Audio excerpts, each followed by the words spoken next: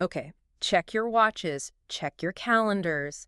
If you're listening to this, and if you're a fan of Grand Archive, specifically if you're the type of collector who actually enjoys the adrenaline spike of a limited drop, you have exactly what? Less than a week. We are staring down the barrel of a major release happening next week. But I hesitate to even call this a release in the traditional sense. It's Right. not a new booster set. You can't just, walk into your local game store and grab this off the shelf next month. This is something different. Right, this feels more like an event. Mhm. We're talking about the Lunar Blessings merchandise set. The vibe is, well, it's intense. Mhm. It's festive, sure, it's Lunar New Year, but the numbers attached to this launch are actually kind of terrifying. Terrifying is a strong word, but Yeah. for a completionist, Yeah. yeah, it's scary. Yeah. This is a fascinating case study in manufactured scarcity. We've got the official announcement from Grand Archive. They're celebrating the Lunar New Year, and they've chosen 4 specific champions to highlight: Lorraine, Rye, Tristan, and Arizona. The heavy hitters. Yeah. And the artwork, we're looking at the promo images right now, it's gorgeous. Everyone is decked out in this traditional, vibrant Lunar New Year attire. Beautiful stuff. It's clearly a celebration of the IP. But before we get lost in the aesthetics, merchandise set is such a vague term. Is it a box of toys?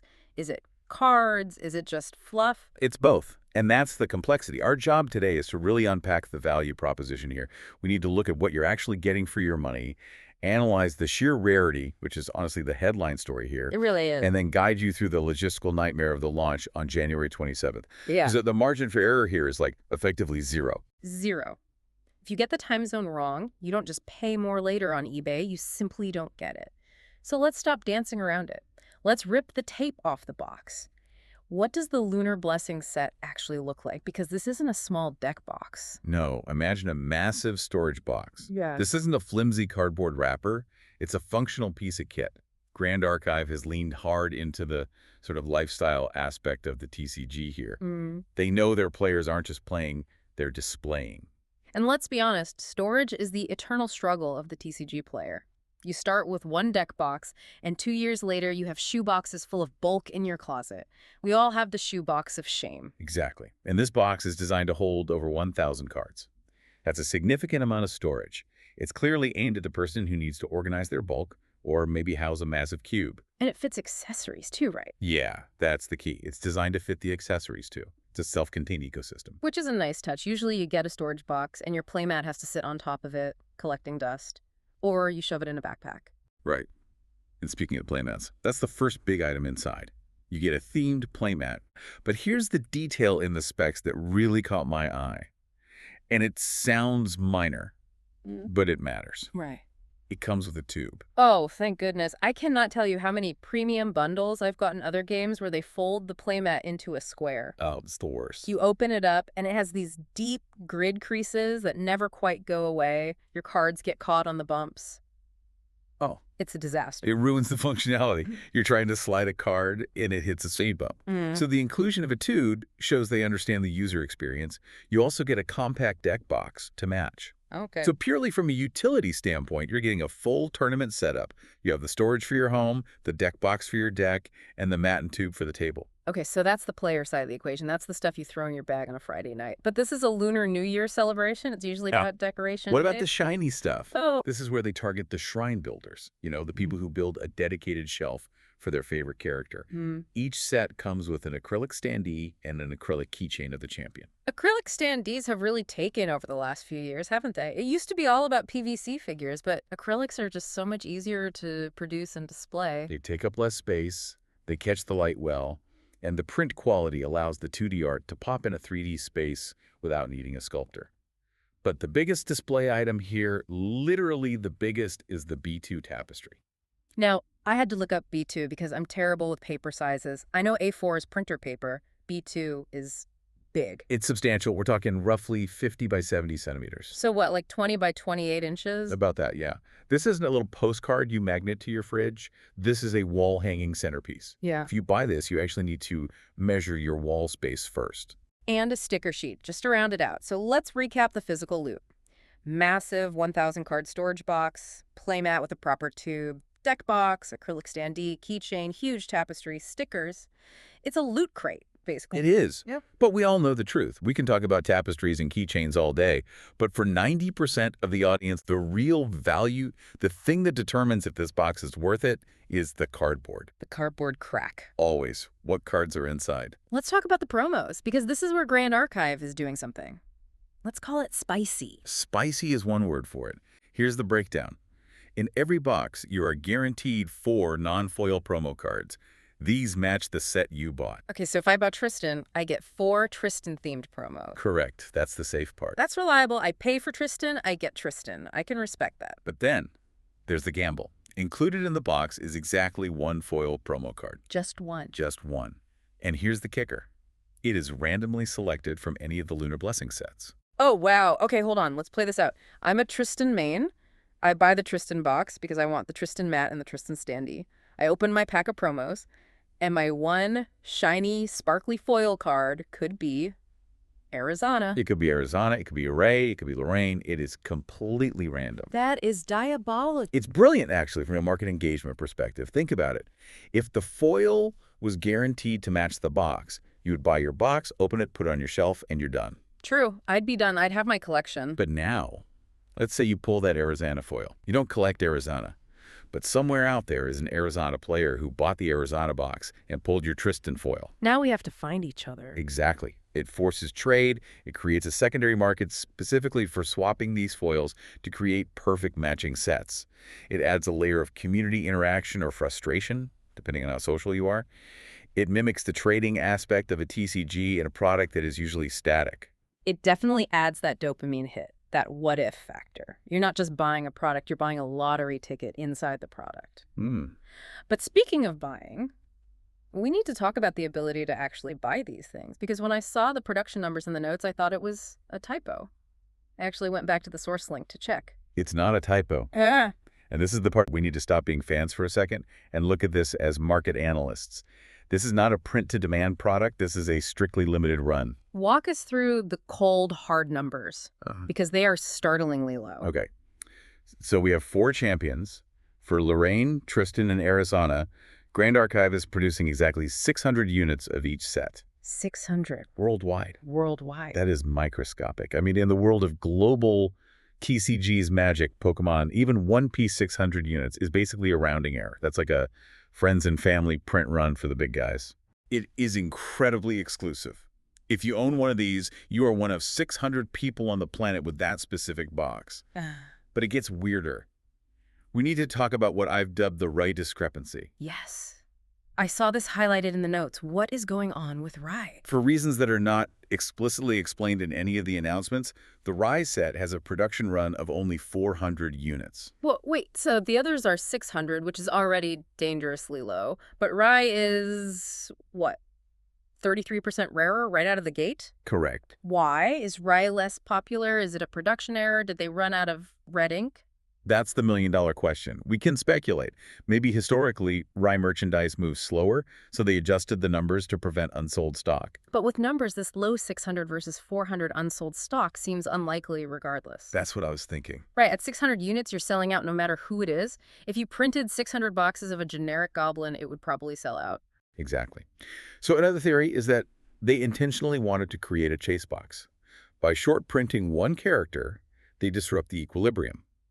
If you are a collector who wants all 4 boxes to display side by side, the Rai box becomes your bottleneck. It becomes the keystone. Without Rai, your collection is incomplete. And if you do the math, the total global supply for this entire event, combining all 4 characters, is only 2,200 units. That is the entire inventory for the world.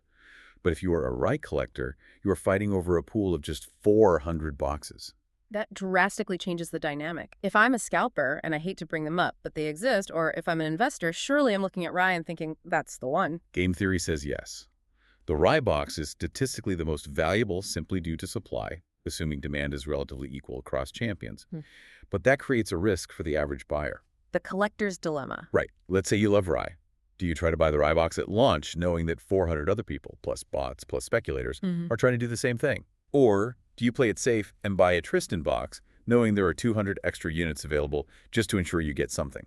This is a brutal decision to make in a split second. Yes. Because you can't hesitate. You can't put Ray in your cart, think about it, see it sold out, and then go back for Tristan. Nope. Tristan will be gone by then, too. You really can't. Yeah. It's a binary choice. You commit to the lane you're driving in. And that brings us to the how.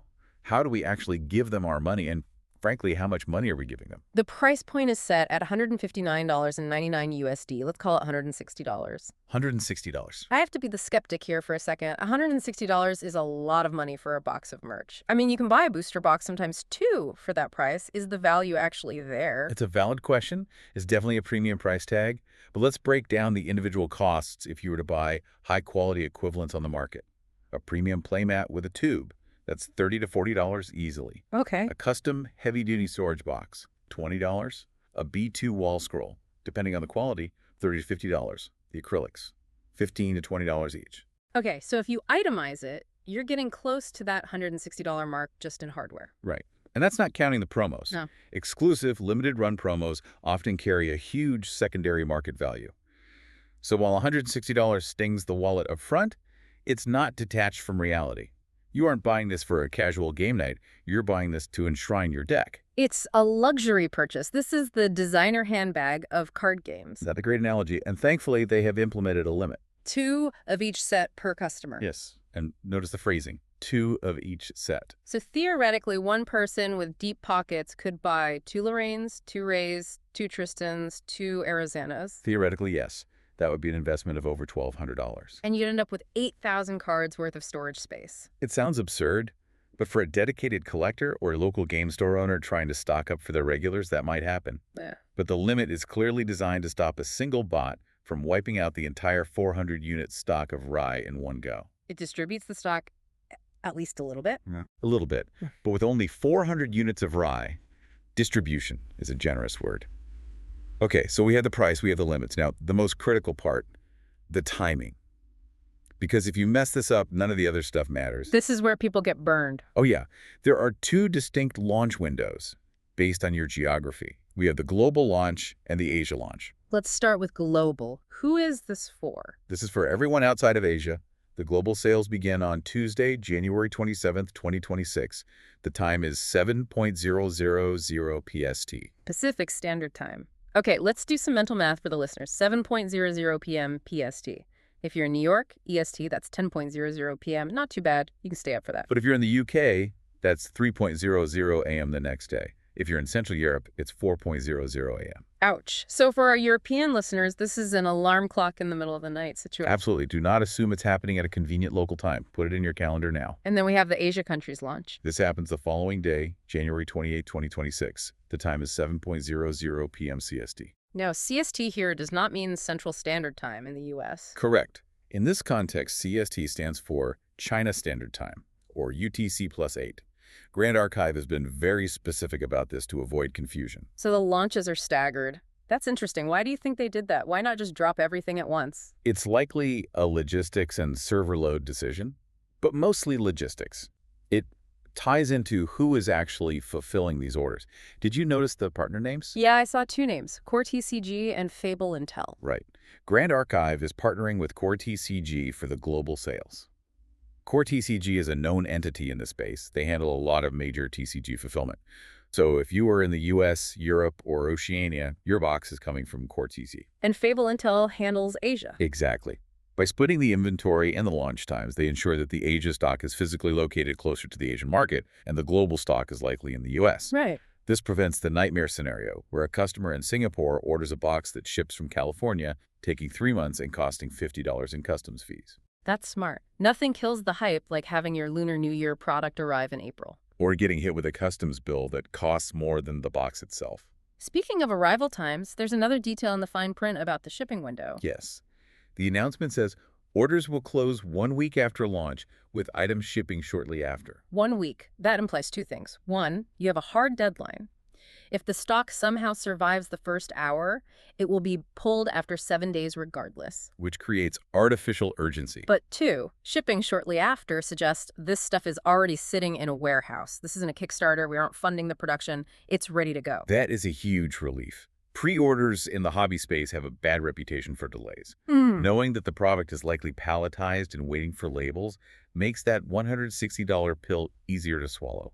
So let's try to synthesize all of this. We've thrown a lot of data at the listener. We have a high-ticket item. We have incredibly tight supply, 2,200 units total for the whole planet. We have a random foil element that encourages gambling or trading. Who is this really for? It's a fascinating hybrid product. It solves a functional problem storage, but it's priced like a luxury good. I keep going back to the right discrepancy. To me, that is the defining feature of this drop. It really is. It turns the rye box into hard mode. Imagine the secondary market a year from now. Let's say you're a collector in 2027. You want the full Lunar Blessings 2026 set on your shelf.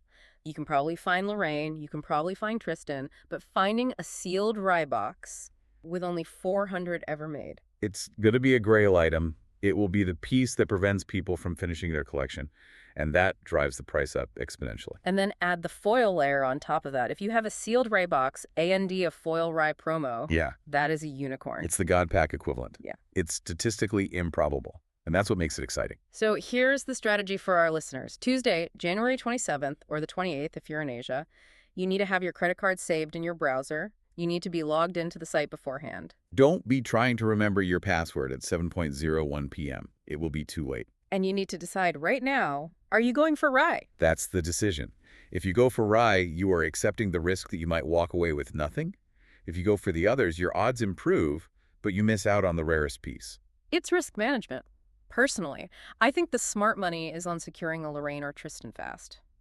But the gambler in me, the gambler wants to click on rye. The heart wants what it wants, and 400 people are going to be very happy. Everyone else is going to be very disappointed. It's going to be a digital stampede. All right, let's do a quick recap before we sign off just to make sure everyone has the logistics locked down. Right. The product, Lunar Blessings merchandise set, the price, $159 USD, the limit, 2 per champion per customer, the dates, global sales, Jan 27th, 7:0 p.m. PST via Core TCG Asia sales, Jan 28th, 7:0 p.m. CST, that's UTC plus 8, via Fable. And remember, the window closes in 1 week or when stock vanishes, which, let's be honest, is going to be the real deadline. I give Rye 5 minutes, maybe less. 5 minutes. Wow. Okay, listeners, you heard the expert. 5 minutes to secure the bag. Here is the final thought I want to leave you with. We talked about the randomness of the foil promo.